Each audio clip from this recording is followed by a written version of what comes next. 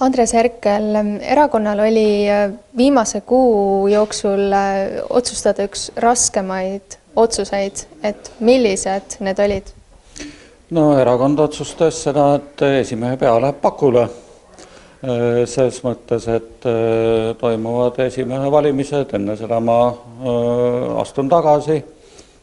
Ma ei ole veel otsustanud, kas ma kandideerin uuesti ja selle protsessi loogiline lahendus ikkagi on uue esimehe valimised, mis puudutab siis juhatuse valimise nõuet, siis see pöördumises ei olnud osundatud ja juhatus ilmselt nende tagasi astunud või juhatusest lahkunud liikmete pettumuseks otsustas, et siin olukorra lahendamiseks aitab ka sellest, kui valida vajadusel täiendavad juhatuse liikmed, ehk jäädi seisukohale, et valitud juhatuse legitiimsust iga mõne kuu järel küsimärgi alla, sellepärast, et keegi on ukse teistpidi kinni keeranud, panna ei saa ja tehti siis otsus, et kui juhatuse 10-liikmelisest koosseisust on keegi puudu, siis see koht läheb